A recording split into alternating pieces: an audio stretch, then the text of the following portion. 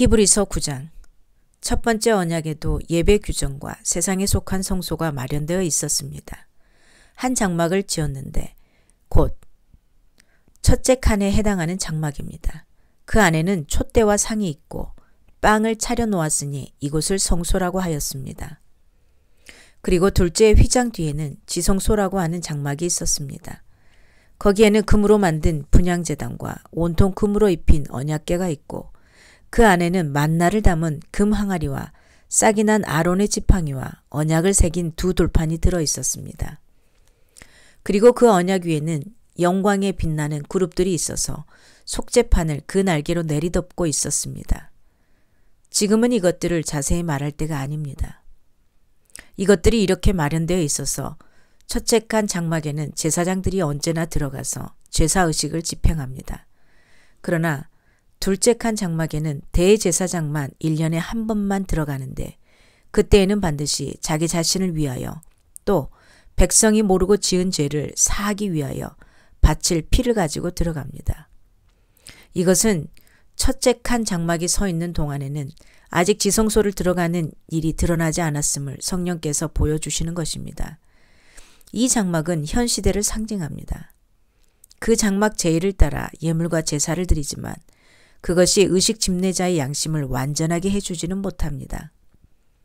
이런 것은 다만 먹는 것과 마시는 것과 여러 가지 씻는 예식과 관련된 것이고 괴허그 때까지 육체를 위하여 부과된 규칙들입니다.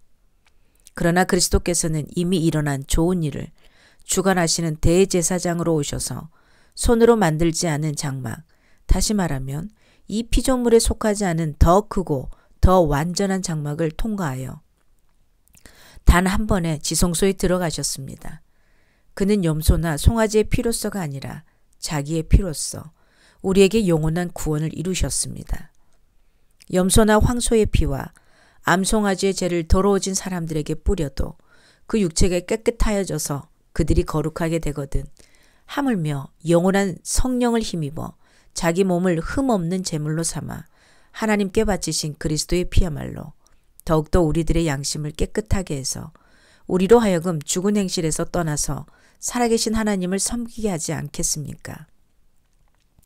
그러므로 그리스도는 새 언약의 중재자이십니다. 그는 첫 번째 언약 아래에서 저지른 범죄에서 사람들을 구속하시기 위하여 죽으심으로써 부르심을 받은 사람들로 하여금 약속된 영원한 유업을 차지하게 하셨습니다. 유언의 효력을 논의하는 경우에는 유언한 사람이 죽었다는 확인이 꼭 필요합니다. 유언이라는 것은 유언한 사람이 죽어야만 효력을 냅니다. 유언한 사람이 살아있는 동안에는 유언은 아무런 효력이 없기 때문입니다. 이러므로 첫 번째 언약도 피 없이 세운 것은 아닙니다. 모세가 율법을 따라 모든 계명을 백성에게 말한 뒤에 물과 붉은 양털과 우슬초와 함께 송아지 피와 염소 피를 취하여 언약책과 온 백성에게 뿌리고서 이것은 하나님께서 여러분에게 명하신 언약의 피입니다 하고 말하였습니다. 또 같은 방식으로 그는 장막과 제사의식에 쓰이는 모든 기구에도 피를 뿌렸습니다. 율법에 따르면 거의 모든 것이 피로 깨끗해집니다. 그리고 피를 흘림이 없이는 죄를 사함이 이루어지지 않습니다.